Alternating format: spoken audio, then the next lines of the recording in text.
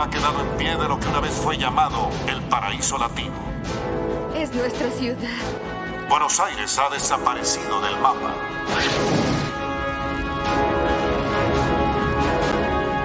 Nuestras familias.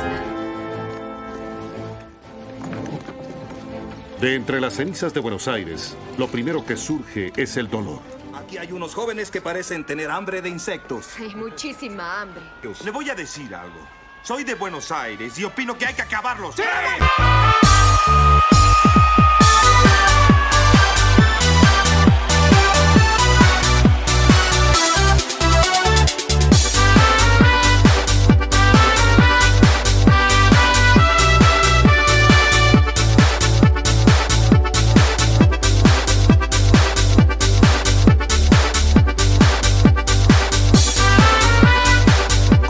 Soy el Heraldo Furioso y veo la realidad de forma caótica, realista.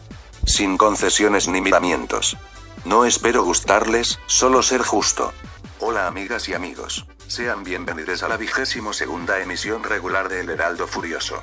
Desde el estudio único de Locomoción Televisión en la ciudad autónoma de Buenos Aires llegamos hasta ustedes, luego de un mes desde nuestra última emisión regular. Arrancaremos esta emisión contándoles lo que será la política social de este gobierno. Apretar a la gente con el tupper de comida que le negarán. De esta siniestra política se trata nuestro siguiente informe. Vamos a las imágenes. ¿A qué llaman algunos o muchos dictadura del tupper? Sabemos que este término no es nuevo para nadie, ya que se acusaba a algunos comedores u organizaciones sociales de ejercer esa dictadura del tupper. Lo que denuncia el gobierno presentando casos aislados de siniestros delitos propios del capitalismo que ellos mismos pregonan, hoy es lo que vergonzosamente hace. La dictadura del tupper es otro de los tantos clichés que usa la gente de bien para la acción de quienes controlan la vida de otras personas con sus necesidades básicas insatisfechas. Apuntando a cualquiera que esté cerca de los más humildes y transfiriendo o blanqueando que como toda dictadura, la del tupper es facultad y distingue y mantiene tranquilo al Estado del embate de los hambrientos. Sin el Estado, ninguna de las atrocidades del capital serían posibles. El gobierno de Javier Milei está llevando adelante un plan de ajuste tan criminal que él mismo define como el mayor de la historia universal.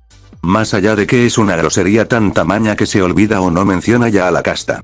Como sea o como se dibuje es otro ajuste que somete al pueblo a mayor miseria, si la hubiera y fuera posible, que se sigue desarrollando más que sin importar las consecuencias sobre los que menos tienen sino precisamente contando con ellas. Algo así como un Lord Farquaad del siglo XXI, con olor a rancio. Algo como esto. Por cualquier razón el vencedor fracasara en su empeño, el finalista sería el afortunado de ocupar su lugar. Y luego el siguiente y el siguiente. Es posible que algunos muráis. Pero es un sacrificio que estoy dispuesto a asumir. El no va más de la perversidad cuasi sociópata del gobierno, mientras el presidente sigue en su gira de las fotitos con celebrities, visitando a sus amigos, unos jabalíes y jabalinas embrutecidas, que tienen el descerebre que se puede sintetizar en el nombre de Bukele. Justamente al brutal presidente de El Salvador va a ir a visitar mientras los escándalos se le acumulan en el ámbito local. Al parecer este señor que dice odiar al Estado y es jefe de uno, supone que él mismo es su alcancía y que todos debemos pagarle sus gustitos personales de visitas a reuniones del tren fantasma de cada país del mundo. Para ustedes, gente, sin dudas que ajuste, ya que resultó que la casta eras vos. Y no es algo que digamos nosotros solites, hasta el FMI, pedidor serial de ajustes, le dijo que entendían su pasión por ellos, pero que afloje un poco. Y hasta las malas lenguas dicen que Estado Islámico aseguró que reconocen que han hecho cosas muy feas, pero que lo de Milei los asusta. Gente de la iglesia denunció que Capital Humano, de la ministra Petovelo, acopiaba 5.000 toneladas, o si querés decirle 5 millones de kilos, de comida en depósitos que están en lo que fuera PepsiCo en Villa Martelli, mientras se les vienen negando a los comedores con la excusa de que encontraron que algunos de ellos son truchos. Es un vergonzoso apriete del gobierno a las organizaciones sociales que sostuvieron y aún siguen intentándolo la llegada de alimentos básicos a la población en los últimos 25 años, por lo menos. Juegan con el hambre de la gente y aún descubiertos, reaccionan poniendo excusas baladíes y siniestras. Ya deschavados, el vocero presidencial salió el 23 de mayo a reconocer que los alimentos existen y le echó la culpa de todo lo que pasa al gobierno anterior y que hay comedores truchos y bla bla bla, con una debilidad en la argumentación expresada en la hipocresía de su planteo. Si se lo aguantan, veamos lo menos siniestro de los discursos oficiales sobre esa huerfanita que es la responsabilidad cuando quedan expuestos en su perversidad. Vamos a las imágenes.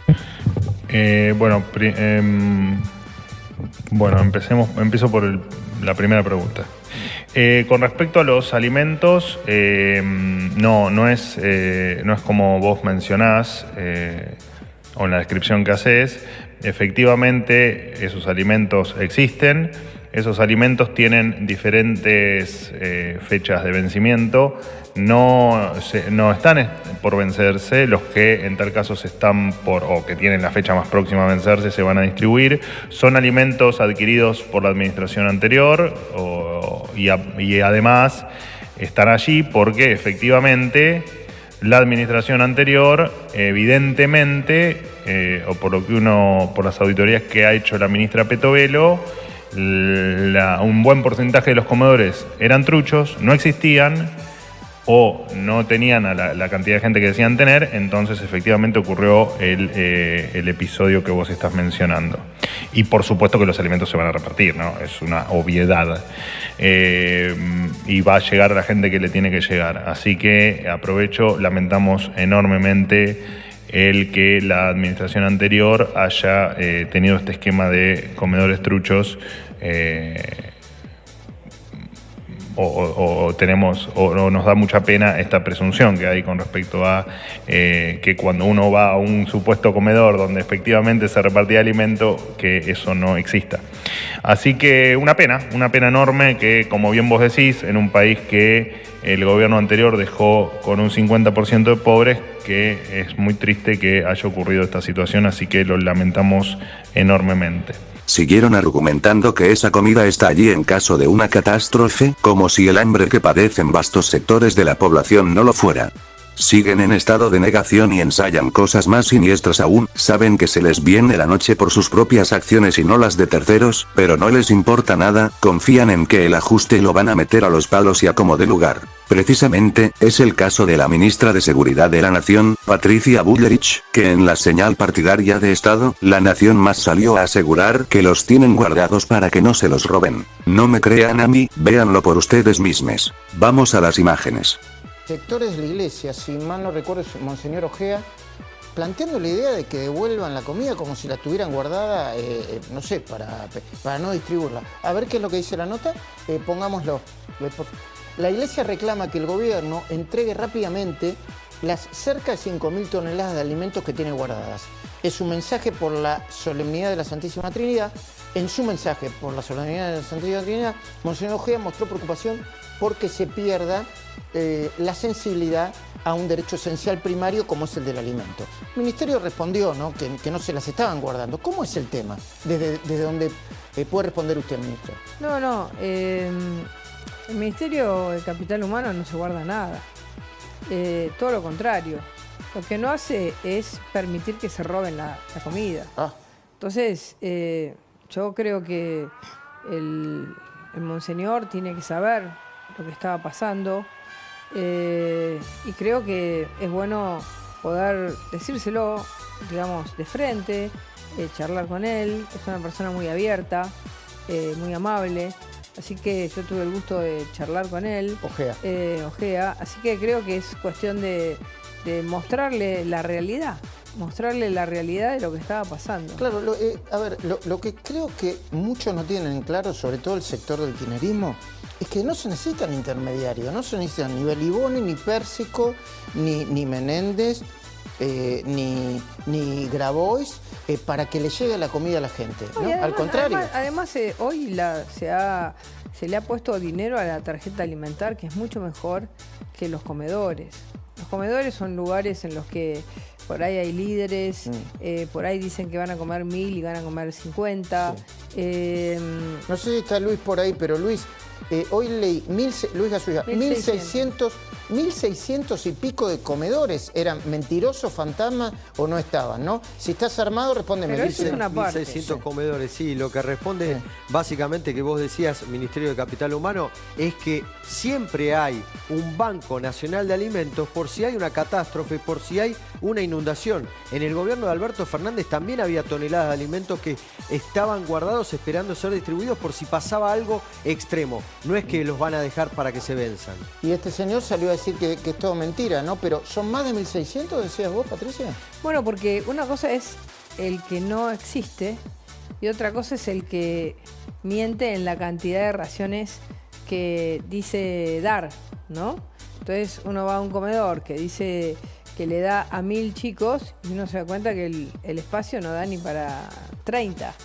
Que es mentira. Que es mentira. Entonces, es decir, lo que ha sido la mentira del uso social, es decir, la esclavización de la gente.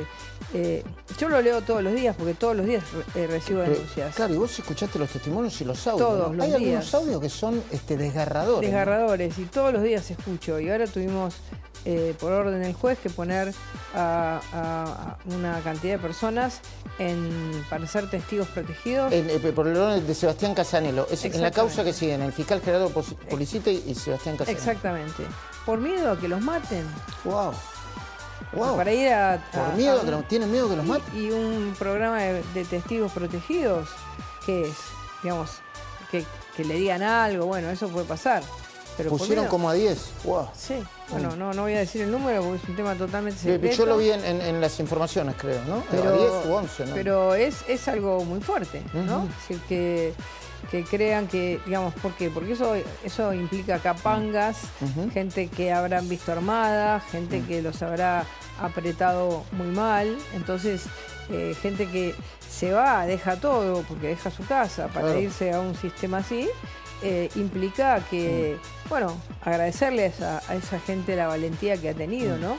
De poder haber contado, porque es el principio. Imagínense que nosotros ya tenemos más de 5.000 denuncias con datos efectivos en todo el país. Si se aguantaron la náusea que generó este juego, sus píloros están preparados para el siguiente nivel de repugnancia. El lunes 27 de mayo, la Corte Suprema de Justicia, ante una presentación del Dr. Juan Grabois, el juez federal Sebastián Casanelo le ordenó a la ministra de Capital Humano, Sandra Petovelo, que arme un plan para la distribución inmediata de los alimentos que tiene amontonados en los depósitos de Villa Martelli. El gobierno, en vez de implementar los medios para que se entreguen los alimentos, a pesar de estar condenado por el Poder Judicial y sobre todo por la opinión pública, decidió apelar la medida. Más odio a los que menos tienen es imposible tener, pero este gobierno siempre va más allá de lo imposible. Se piensan mantener en su posición de hostilidad y con Petovelo y sus ñoquis rugbyers a la cabeza. Capital Humano es la parte fundacional de este gobierno, el estercolero de todas las gestiones que les chukis de la ultra aborrecen. La ministra no puede caer, ya que si el Frankenstein presidencial debe subsistir y no puede quedar claro, al menos para la propia tropa, que es otra mentira más a 6 meses de haberlo creado. En la noche, el triunvirato de prensa de les chukis, Majul, Trebuch y Rossi, en su espacio de alcahuetería serial nocturna, invitaron a la subsecretaría legal de Ministerio de Capital Humano, Leila Yani, para que bajara al público el cassette de control de daños de Estado, el cual, como es costumbre en burócratas desesperados, solamente empeoró las cosas y dejó expuesto las mismas mentiras que gestiones anteriores. A continuación les brindamos un extracto de la patética defensa de los alcahuetes y tinterilles del escándalo de los alimentos acopiados. Vamos a las imágenes. La espada judicial del Ministerio de Capital Humano, ¿no? Con Leila Yani, subsecretaria legal del Ministerio de Capital Humano. Una línea sobre Casanelo. ¿Qué es lo que dice Casanelo en su fallo? Yo no le pedí al Ministerio de Capital Humano que devuelva inmediatamente. Eso fue lo que me pidió la fiscal. Pero yo lo que pedí es que me hagan una lista de cuánto y cómo lo van a hacer, de si están los alimentos, de si no están los alimentos. Bueno, es una buena pregunta. ¿Por qué? Y él dice, porque hay un fallo de la Corte Suprema de Justicia que a los jueces nos permite tutelar sobre un derecho, como es el derecho a alimentarse, y no ejecutar, pero sí tutelar. Así, y esto es mi opinión política, así le pone un poco de le pone una causa espejo, ¿no? Una causa espejo a la de Beliboni y otra causa espejo de Grabois. Claro, Más simple. Y yo lo conozco a Casanelo, ¿eh? Yo ahí veo un juez con mucha técnica, pero también un juez jugando, o está jugando a la política, o se metió indirectamente por todos estos ruidos en la política. ¿Vos podés responder el Ministerio de Capital Humano la pregunta que generó esta sospecha de, yo lo llamo los gerentes de la pobreza? En primer lugar, sí quiero destacar una preocupación, porque realmente es preocupante que el Poder Judicial comience a meterse en cuestiones en donde no es competente, como son las cuestiones de administración pública y de las políticas públicas. Porque estamos empezando a ver que hay fiscales y jueces que tienen ganas de diseñar, ejecutar y llevar adelante políticas públicas. Entonces nosotros decimos, si hay fiscales y jueces que quieren llevar adelante políticas públicas, que renuncien al Poder Judicial, que se armen un partido político, que se presenten en las próximas elecciones y que las ganen. Nosotros no vamos a permitir que nos digiten y nos digan cómo administrar y qué políticas públicas llevar adelante.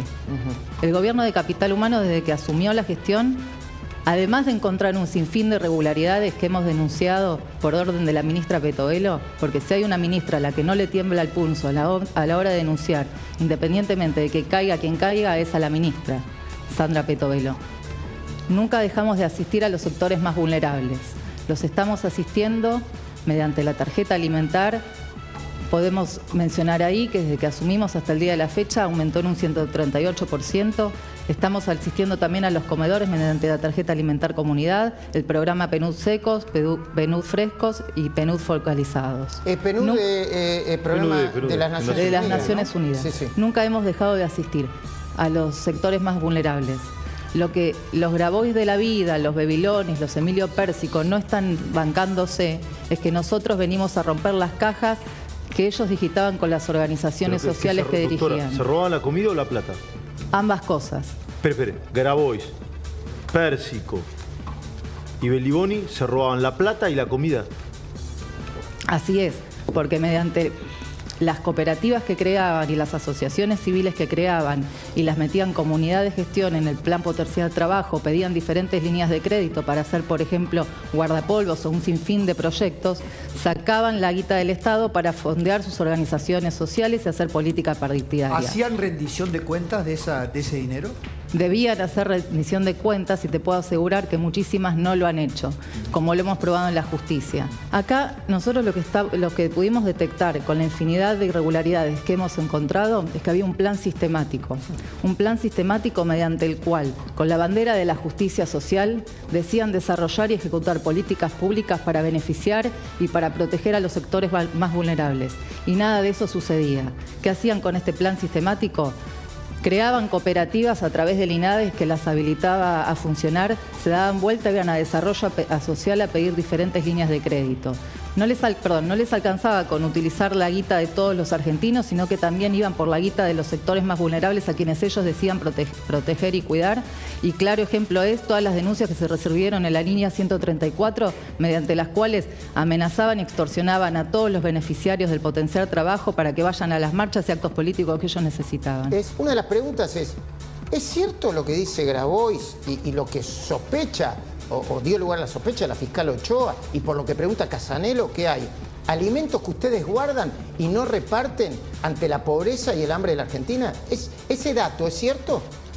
Los alimentos a los que se refiere Grabois, que son 5.000 toneladas de alimentos, te puedo asegurar que 3.000 toneladas, o sea, 3.150.000 kilos de esos alimentos que están en los depósitos de Villa Martelis y de Tafí Viejo de Tucumán, Tafí del Valle de Tucumán, perdón, corresponden a yerba mate. Acá traje, no vamos a mostrar la marca, yerba que es puro palo, los invitaría a probar, a ver si les gustan. Y lo no que soy yo especialista, pero yo veo yerba, qué sé yo. Sí. Tapale la marca, por favor, del otro lado. ¿Cómo, Camila? ¿Cómo, Camila? No, que fue el alimento que más compraron el año pasado. Por eso entonces yo le pregunto a Juan Grabois, a los exministros de Desarrollo Social, si con yerba se alimenta al pueblo argentino. Usted sabe, Luis, que en los sectores más vulnerables, en los barrios más vulnerables, en las villas, Cuando no hay para comer, ¿qué toma la gente para engañar al estómago? Mate cocido. A mí me da vergüenza que Grabois pida, mediante la fiscal Ochoa y Casanelo, que salgamos a repartir yerba.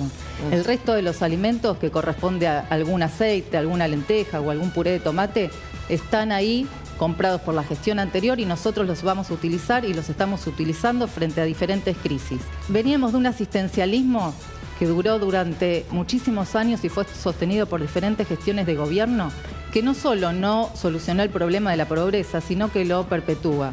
Y además generó una expansión del clientelismo político. Nosotros venimos a realizar la asistencia directa al beneficiario, para que el dinero le llegue al beneficiario y a quien lo necesita y esa persona pueda elegir libremente qué alimento consumir. Las groserías de la subsecretaria Yani, repitiendo de memoria un libreto de control de daños con términos más adecuados en un mafioso barra brava y acusando al Poder Judicial, a la Iglesia y a todo el país prácticamente por denunciar este atropello, como vimos hace unos segundos. Pues bien, ese despliegue de farsas y patoteadas resultó ser una bazofia para parar la bola de nieve que se le venía armando al gobierno, las condenas sociales crecieron y se hacía imposible al 30 de mayo dar 2 pesos por la ministra Petovelo. Tienen que mantenerse allí mientras surja algo mejor. En el mientras tanto, Petovelo le indica al ejército que comience a distribuir los alimentos y echa a un funcionario de su cartera que quisieron hacer pasar como relacionado a esta cuestión y que al final su baja fue por otro tema de corrupción en capital humano y no por el tema de los alimentos acopiados. Terminaba la semana y el nombre de Petovelo se transformaba en todos los medios en sinónimo de vergüenza y maldad hacia los más humildes, entonces el presidente decidió iniciar una cadena de tweets y retweets apoyando a la ministra y empezar la semana que viene poniendo al gobierno en la conversación, pero desde otro lugar. O eso es lo que pretenden, ya que una semana más con este tema en los medios los aniquilaría. El gobierno de Javier Milei parece no tener límites en la restauración conservadora de los principios de los años 20, pero del siglo pasado.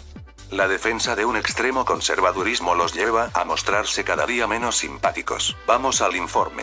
Decimos que este gobierno es retrógrado, de ultraderecha y que combina la hipocresía de los nazis con la brutalidad de las fuerzas de represión del Estado argentino a la perfección, aún mejor que sus predecesores peronistas.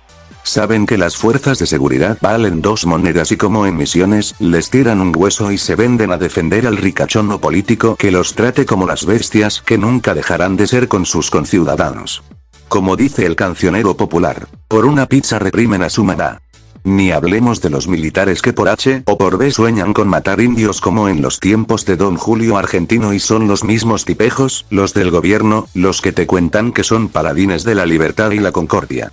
Gran parte de las oligarquías vernáculas, las que no son directamente peronistas, basan su riqueza en la masacre de los pueblos originarios y se sienten ofendidos por el reclamo de mapuches o la etnia que sea, por algo que, según estos cretinos, pasó hace muchos años. Imaginemos que entran unos brutos armados en tu casa, en tu tierra, y masacran a tu familia, te dejan sobrevivir a vos para que les sirvas en las que ahora son sus tierras, te ponen una bandera que es el símbolo de la muerte de los tuyos. Te obligan a servirlos y a olvidar tu vida, el crimen que los puso por encima tuyo.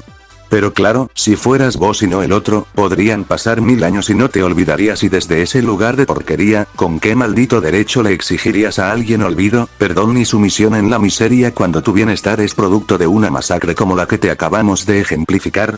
Lo peor es que nos quedamos cortos, muy cortos. Si te sentís identificado con el ejemplo, sos simplemente mala persona. Planteémoslo así, si se quiere en virtud del derecho occidental, la violencia no da derechos de propiedad por ejemplo, aunque en el capitalismo es una normalidad que los elegidos por su propio ego, se apropien de lo que es de otros, o de todos para su beneficio personal.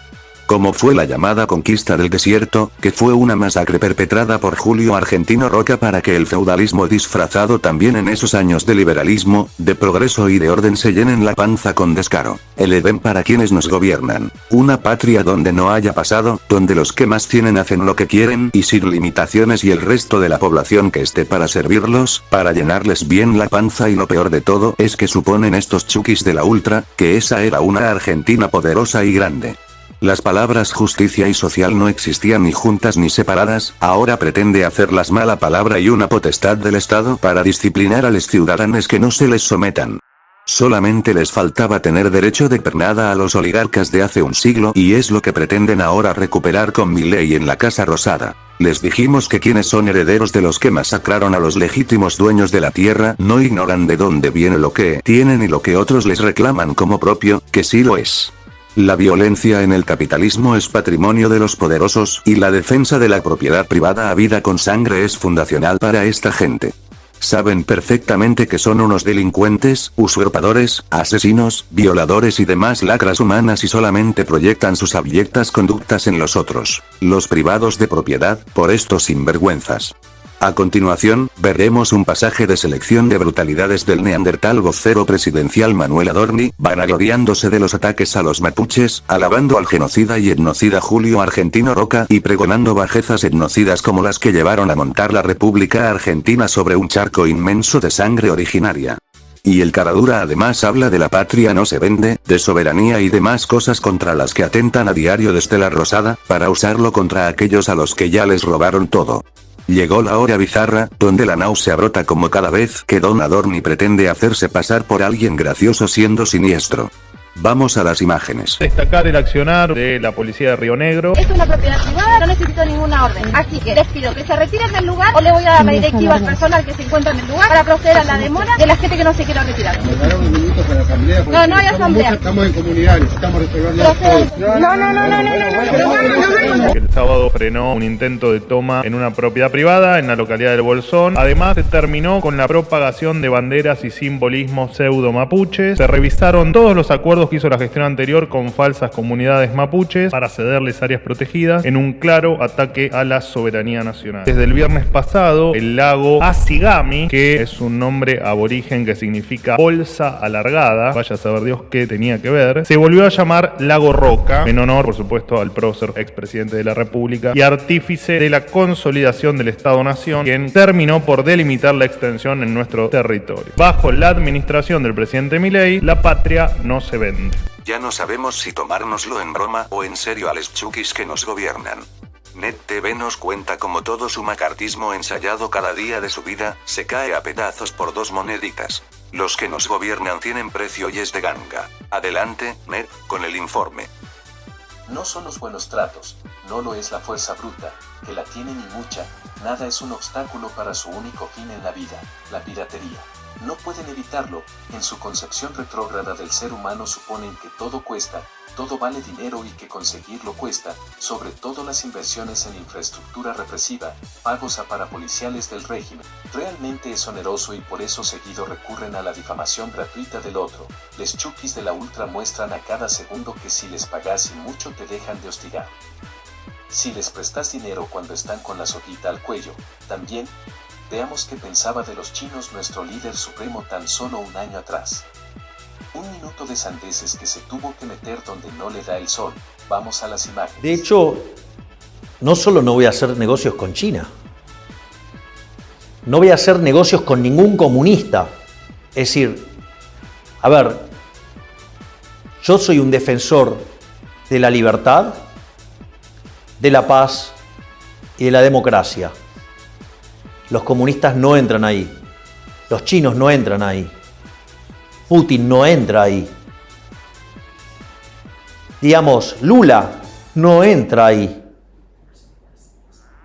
Es decir, nosotros queremos ser el faro moral del continente. Nosotros queremos ser los defensores de la libertad, de la democracia, de la diversidad,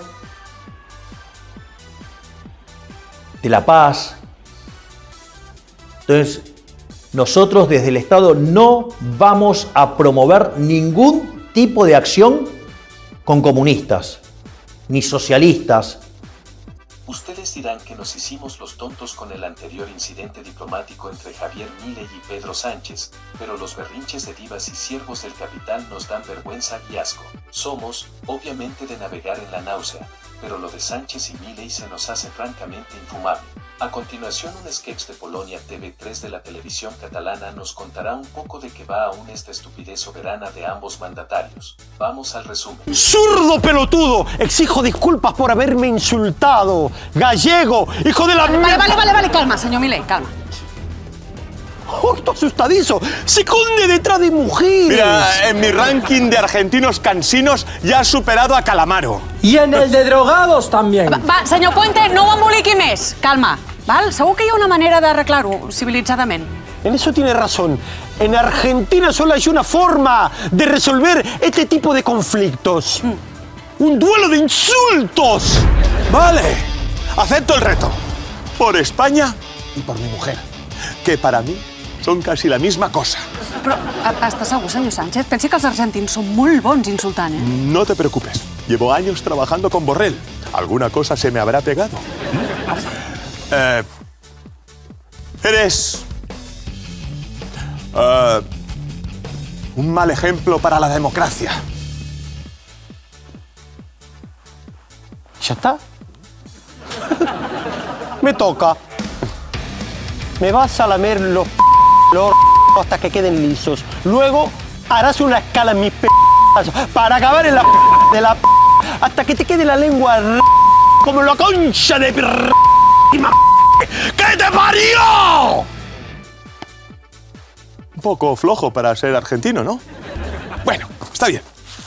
Mira, ahora te lees todos los editoriales de la prensa de derechas, te escuchas la COPE y te das una vuelta por Ferraz. Y ya si eso, mañana quedamos a ver si estás más inspirado.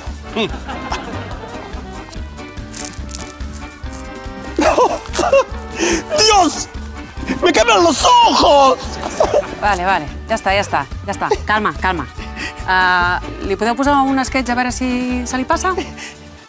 Volviendo a lo serio de la noticia, si lo hubiera, nuestro presidente recurrió a viejas fuentes que lo pudieran sacar del lío para poder recular en 4 patas como Dios manda. El FMI le pide plata, o en esta etapa más precisamente le hace a Milei el show me the money y le exige más platita a mano y tiene que recurrir a quienes vituperó feo. Creemos que para lograrlo se inspiró el Inkel, el gran dictador. Vamos, Carlitos querido. Heil Hinkel. Garbage, ¿qué significa este presupuesto? ¿30 millones para campos de concentración cuando nos falta dinero para municiones? Es que tenemos algunos detenidos. ¿Algunos cuántos? No muchos, 5 o 10.000 diarios. ¿Diarios? Solo un puñado de disidentes. Hay que hacer algo más dramático. Es la ocasión de invadir Austerlitz. ¿Cuánto tardaremos en prepararnos? 3 meses según Herring. Demasiado. El ejército de Napoleón podría invadir Austerlitz antes que yo. Hay que hacerlo ahora. Para eso haría falta capital extranjero. Pide un empréstito. Todos los banqueros se niegan. Solo hay un hombre que podría hacernos un préstamo. Epstein. ¿Epstein? Es judío, ¿verdad? Sí. Bien, hagamos la vista gorda y pidamos el préstamo a Epstein. Será difícil en vista de la política que seguimos con su gente. Pues bien, cambiemos entonces esa política. Dile al comandante Schulz que desde ahora debe cesar la persecución de los judíos, al menos hasta que logremos el préstamo. Los archifamosos cerdos comunistas odiados por Milei hace años que vienen trabajando en tándem con el FMI en el sometimiento económico de los países del mundo. Sin la cobertura del swap chino, el FMI no quiere saber nada de hablar de ningún tipo de futuro. Tenía que acordar que los desembolsos con los chinos serían más adelante, para 2026 cuando se desactivará. Logrado eso de parte de los cerdos comunistas, como suelen llamarle el presidente y sus acólitos de la libertad avanza al gigante asiático, saben que han ganado tiempo suficiente. Los agradecidos fascistas que nos gobiernan sacaron a través de la cuenta de Twitter oficina del presidente un comunicado oficial, al que daremos lectura a continuación. Comunicado oficial. Ciudad de Buenos Aires, 14 de junio de 2023, la oficina del presidente agradece a la República Popular China la confianza depositada en el plan económico del gobierno. La renovación del swap es un alivio para el sistema financiero y contribuye al saneamiento del balance del Banco Central. El vínculo respetuoso entre ambos países es fundamental para el desarrollo comercial y la prosperidad de ambas naciones. Oficina del presidente de la República Argentina. Ya sabemos que la única idea que siguen a rajatabla les chuquis de la ultra es el dinero y si mañana tiene que cantar la internacional por plata, lo harán gustosos. Si algo faltaba para concretar el proyecto de democracia para quien la pague, es que Patricia Bullrich, además de vender al PRO por un cargo, ahora ofrece servicios de represión para grandes empresarios y sobre todo para los extractivistas. Modelo del pague y mate azul. Vamos al informe. En la madrugada del día 13 de junio se comenzó a develar la duda que todos teníamos en cuanto a cuál es el sentido de desproporcionados operativos represivos en el Congreso, la continuación de los mismos con causas judiciales y exorbitantes y extemporáneos reclamos económicos. Ya las fuerzas de seguridad están preparadas en el odio a los mapuches, que les quieren arruinar Vaca Muerta, tenían que entrenar en Buenos Aires en cacerías como la de los más de 30 rehenes estatales.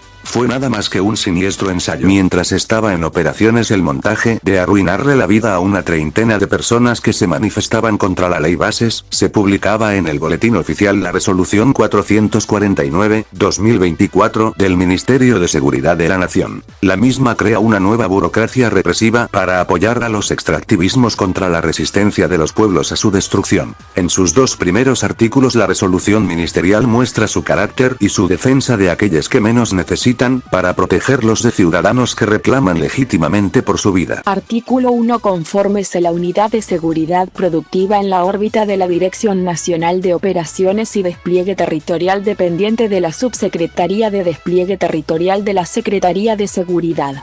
Artículo 2. La citada unidad tendrá las siguientes funciones. A. Analizar las situaciones de inseguridad que presentan o pueden previsiblemente presentar sectores de la economía que, a causa de su gran contribución al crecimiento del país debido al volumen de su producción, a la magnitud de su aporte, a la sensibilidad del material derivado de su actividad o al alto valor de sus productos, requieren de un cuidado especial en el proceso de elaboración o en el transporte de las mercaderías B grande, brindar, cuando proceda, bajo el exclusivo criterio del Ministerio de Seguridad y con carácter excepcional, en consenso con las jurisdicciones provinciales, la seguridad que demandan las situaciones enunciadas en el inciso anterior. A esta altura a nadie le quedan dudas de las intenciones malsanas de este gobierno hacia la sociedad civil y sobre todo a los sectores que se oponen a que por un puñado de dólares le arruinen el presente y el futuro a vastos sectores de la población, los que viven cerca de lo que el Estado y la economía llaman áreas de sacrificio. El presidente se pellizca para saber si es cierto. Y lo es, obtuvo su primera victoria en algo y sale a pelearse con nuestros queridos vecinos. Esto genera soberanos papelones internacionales que no ayudan mucho a la imagen del país. De la del primer mandatario no decimos nada ya que esa no tiene arreglo. Vamos al informe. El presidente Milei, el 28 de junio y tras más de 6 meses de gobierno, logró sumar, además del millaje de los viajes en los que recibe premios de amigos tan de derecha como él, algo que se parezca a una victoria para su gestión. Esta vez solamente vallaron todo por prevención, llenaron nuevamente las inmediaciones de Plaza Congreso con tropa dispuesta, como es costumbre con Bullrich en seguridad, a lo que se le ocurra a políticos cuya audacia antisocial solo puede mantenerse a los palazos. Diputados aprobó los cambios introducidos por senadores a la ley Bases con el voto afirmativo de 147 diputados, mientras que 107 votaron en contra y hubo 2 abstenciones. El texto aprobado le otorga durante un año facultades al Poder Ejecutivo en materias administrativa, económica, financiera y energética y aprueba el régimen de incentivos para grandes inversiones, RIGI, que ofrece incentivos fiscales, aduaneros y cambiarios para proyectos de más de $americanos 200 millones en sectores específicos. Todo a pedir de oligarquías, extractivismo y Estado. Un carnaval para las grandes fortunas del mundo que quieran multiplicarlas, destrozando suelo argentino. Habrá 6 empresas que entrarán en procesos de privatización. AISA, Belgrano Cargas, Trenes Argentinos, Corredores Viales, Enarsa e Intercargo. En la parte laboral, la ley Bases extiende los periodos de prueba para echar porque se les dé la gana, crea fondos y herramientas para que los empleadores puedan despedir sin piedad a quien se les ocurra. Ni una sola medida de protección a los trabajadores, que se apañen. La diplomacia de la Argentina siempre fue un flan, pero si le agregamos las explosivas declaraciones de Javier Milei contra todo el que no piense como él, es además una misión imposible. Teniendo en cuenta que en la próxima cumbre del Mercosur a llevarse a cabo en Paraguay, podrían encontrarse y profesarse el mutuo amor por la Gran Bretaña que tienen tanto Milei como Lula.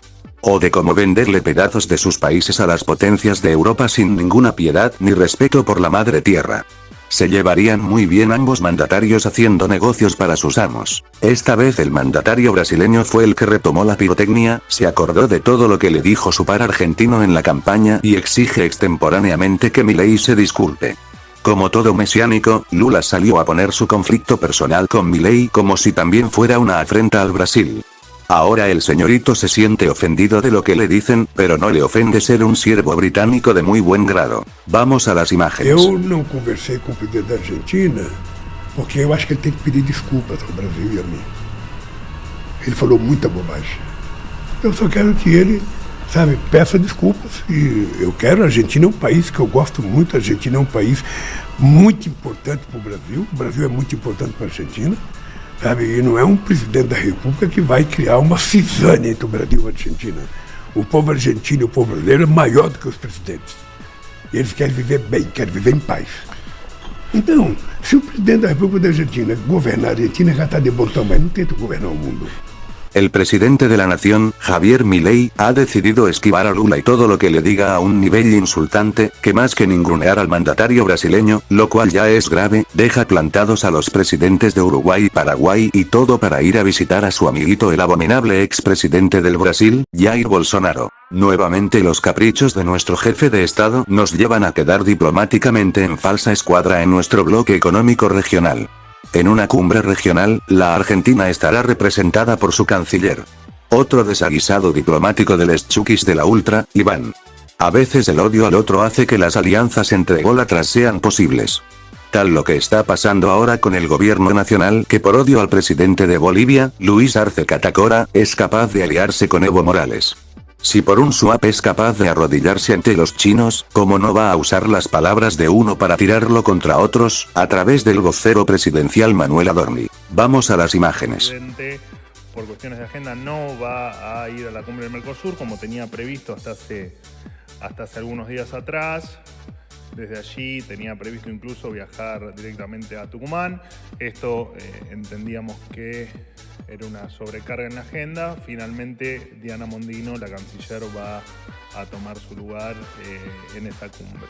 Y con respecto al posible encuentro del fin de semana con el expresidente de Brasil, Jair Bolsonaro, no hay ninguna confirmación de que eso vaya a ser así. El presidente Milei, cualquier declaración que haga, y que en tal caso, y lo que vos digas sea así, digamos que tal vez pueda haber una molestia, el presidente cuando dice algo después jamás dejaría de tener una actividad por sus propios dichos. Eso no va a pasar ni ahora con el tema Lula, ni en ninguna otra circunstancia, bajo ningún aspecto. Así que no. La respuesta es no va porque efectivamente, ya te digo, estaba planificado que viaje directamente a Tucumán. Lo cierto es que, bueno, esa noche es el 8 es la vigilia. Después a la madrugada vamos a regresar a Buenos Aires. Al otro día la actividad aquí en Buenos Aires empieza muy temprano con el Te Deum y después con el desfile, así que era una sobrecarga que no estábamos dispuestos a que el presidente de la nación atraviese esa agenda cargada. Es simplemente por eso. De hecho, les creo que conté recién, va a ir la canciller Diana Mondino en su representación. No tenemos ningún problema en presentarnos en ningún lugar que esté, en este caso Lula, pero digo, cualquier otro mandatario con el que uno pueda tener alguna distancia. Bueno, en este caso es astronómica la distancia ideológica, pero digo, con cualquiera que uno pueda tener una distancia ideológica, de concepto, nunca nos vamos a ausentar por esa razón, jamás. Insistimos, a veces el odio extremo al otro hace que las alianzas entre ególatras sean posibles. Tal lo que está pasando ahora con el gobierno nacional, que por odio al presidente de Bolivia, Luis Arce Catacora, es capaz de aliarse con Evo Morales. Si bien ya Mondino había tomado una posición surrealista con el golpe de estado en Bolivia, que era tan hipotético que ya daba asco. Ni siquiera nombraba el tuit de Mondino, ni a Bolivia ni a su presidente. El presidente el día de ayer repostea un tuit de un fan paraco suyo que repostea otro de Evo Morales y planteando que el pedido de posicionamiento de la Argentina no es más que una trampa de la izquierda para que él se pronuncie y caiga. Pero eso no es todo. La cuenta de Twitter oficina del presidente de la República Argentina difundió un comunicado oficial que reza: Ciudad de Buenos Aires, 30 de junio de 2024. La oficina del presidente repudia la falsa denuncia de golpe de estado realizada por el gobierno de Bolivia el día miércoles 26 de junio, y confirmada como fraudulenta en el día de la fecha. Gracias a los reportes de inteligencia, el gobierno nacional mantuvo la calma y la serenidad frente a los hechos denunciados. El relato difundido era poco creíble y los argumentos no encajaban con el contexto sociopolítico del país latinoamericano. El partido político gobernante controla el poder legislativo, el poder judicial, el poder ejecutivo y las fuerzas armadas. Hace tiempo que la democracia boliviana está en peligro. No por un golpe militar, sino porque históricamente los gobiernos socialistas derivan en dictaduras. Sobran ejemplos: Cuba, Venezuela, Nicaragua, Corea del Norte. En este momento, Bolivia tiene más de 200 presos políticos, incluida la expresidenta interina Yanine Áñez Chávez y el gobernador de Santa Cruz Luis Fernando Camacho Vaca. La República Argentina espera que prevalezca la democracia que hace años está siendo atacada en el Estado plurinacional de Bolivia, e insta a las fuerzas políticas de ese país a garantizar el Estado de Derecho en su territorio. Oficina del Presidente de la República Argentina. Claramente el presidente de la nación adhiere a la teoría de Evo Morales de que lo ocurrido el 26 de junio no pasó y que todo fue un montaje del presidente de Bolivia. El 1 de julio, el vocero presidencial Manuel Adorni respondió a la requisitoria de la prensa primero asegurando que fueron muy cautelosos con la cuestión y que el comunicado emitido no iba a generar problemas diplomáticos con Bolivia. Vamos a las imágenes. Fuimos extremadamente cautelosos con las declaraciones, incluso muchos de ustedes nos pedían rápidamente una reacción del gobierno en virtud de lo que estaba aconteciendo en Bolivia. Nosotros optamos por la cautela. Bueno, no solo el periodismo, ¿no? Digamos, había una sobreexigencia que el gobierno tenga que pronunciarse. Entendemos que hay una inestabilidad institucional, entendemos que no somos parte de la política interna de Bolivia y entendemos también que la cautela finalmente fue la mejor decisión que hemos tomado. En definitiva, yo lo dije cuando me hicieron una pregunta similar en la última conferencia de prensa o el mismo día de los episodios en Bolivia. Nosotros respetamos la democracia, creemos por supuesto que los gobiernos deben cambiar en virtud del voto, pero por sobre todas las cosas defendemos, respetamos y apoyamos e impulsamos que esas democracias sean completas y que esas repúblicas efectivamente sean en pos de la libertad y del bien del ciudadano. Así que somos extremadamente cautelosos, no creemos que vaya a generar absolutamente ningún conflicto el comunicado porque es simplemente una descripción de los hechos, de las diferentes informaciones que vamos recolectando, algunas que por supuesto ustedes ya conocen y otras que nos llegan de manera por los carriles o por los canales habituales del gobierno, que hacen que efectivamente entendamos que hay que seguir tomando cautela. Sabemos de la delicada situación institucional, entendemos de la existencia de presos, lo que se denomina el preso político, digamos, presos donde se entiende que pudo haber algún tipo de falta de claridad en sus juicios o de irregularidades, y estamos atentos a los acontecimientos. Es simplemente el personaje de la relevancia que tiene para Bolivia Evo Morales haya dicho lo que dijo, claramente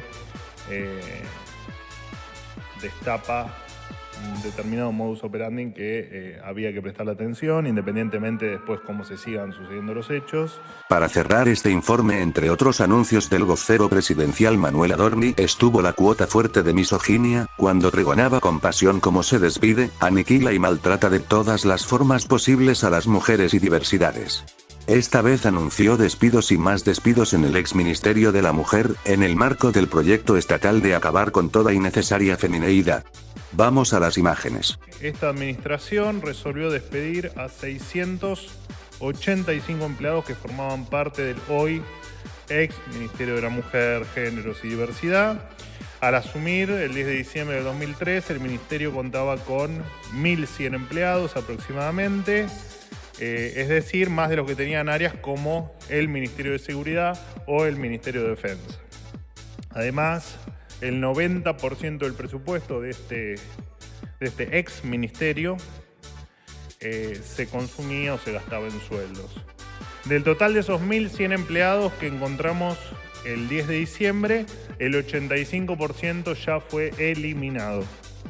240 empleados fueron eliminados en la primera etapa y 685 empleados en esta segunda etapa. En la tercera etapa, que llevará algunos meses más, se llevará a cabo la reducción del restante 25%.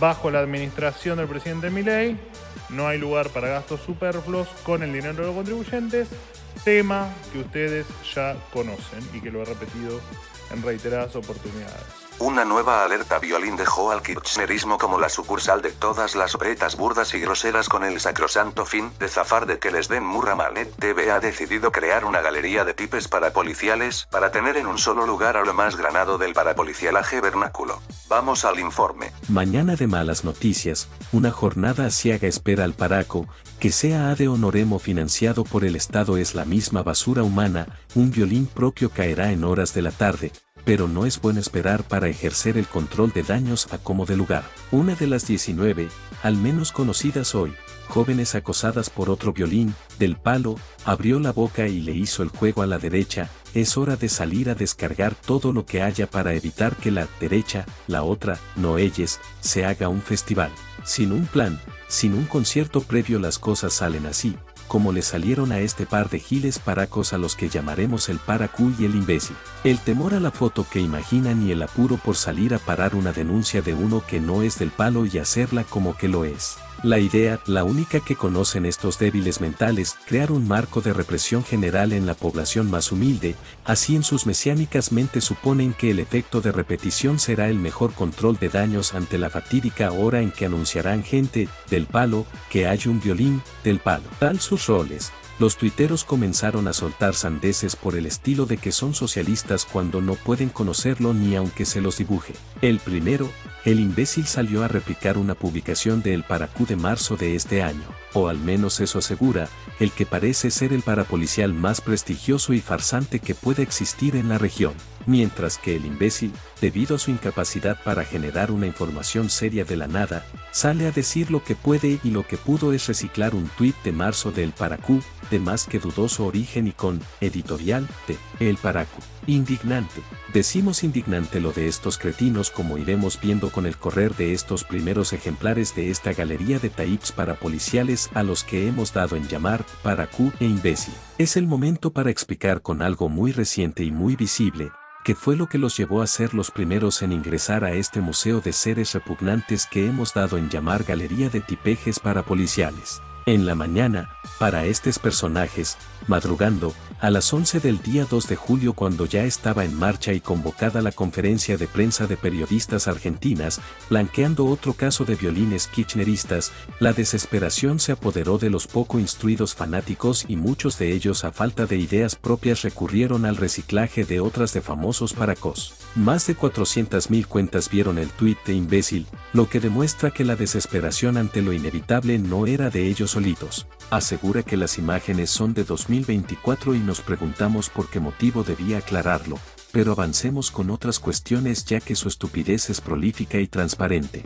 Asegura que el video demuestra que con Milei se vive en una dictadura y bla bla blas peronistas babosos. Un video se adjunta al tuit y un enlace a otro paraco más famoso, que en ambientes de mentecato son como palabra santa tal cual lo era Brigger hasta el 2 de julio. Allí se ve claramente que los que bajan a la gente del colectivo, agreden y violentan sin importarles si hay mujeres y niños, son miembros del UTOI, la tropa infame de la bonaerense que manejan y están a órdenes directas de Axel Kicillof y Fernando Espinosa, otro consagrado violín peronista, al día de hoy inclusive. Y si cualquier infeliz como imbécil sabe que te puede tomar por idiota sin consecuencias y seguir sirviendo a su majestad emperatriz de Tolosa en su tarea de difamar a todo el que no esté de acuerdo con servir al magnate Néstor 1050 y a Máximo su profeta en la play. El estado de desesperación por el alerta violín de imbécil puso en evidencia otras alertas en materia político-judicial que debieron afrontar los kirchneristas desde el gobierno de Milei, y es que su gestión ha sido tan tiránica que no encuentran hechos que les sirvan de algo y tienen que manotear lo que sea.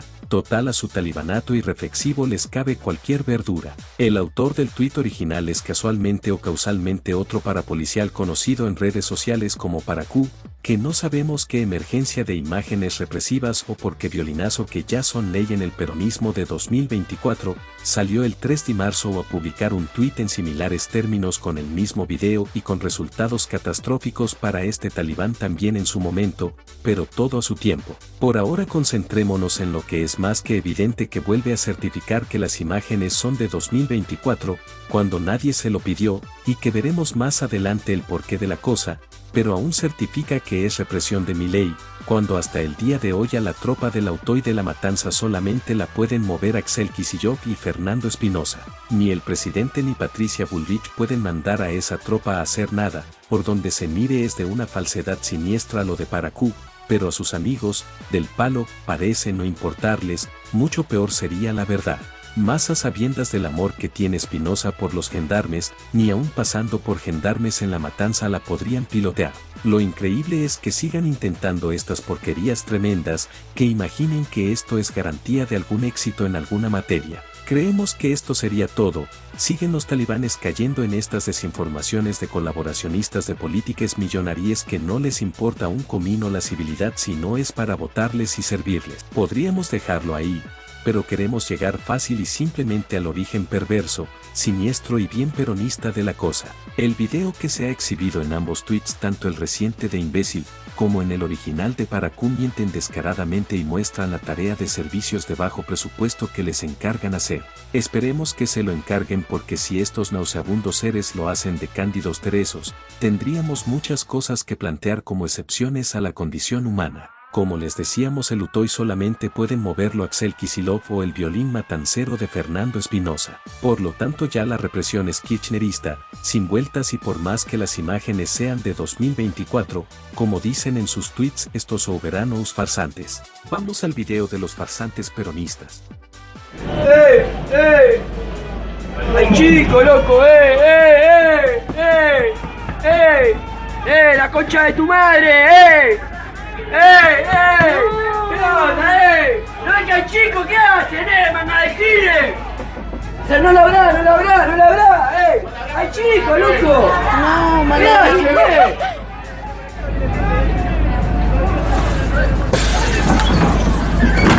Dale, mirate la criatura!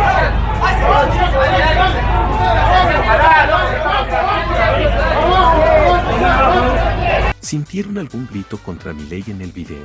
Qué raro, la denuncia de Paracú decía que los bajaron por gritar contra Milei a los pasajeros. A esta altura todo lo que digamos es una obviedad, es de los más desastrosos controles de daños del kirchnerismo ante la epidemia de pasajes por tribunales en casos de abuso sexual que se tengan conocimiento. Ahora, también sabemos el motivo por el cual aseguran que el video es de 2024, y es porque evidentemente no lo es y los que lo difundieron no saben.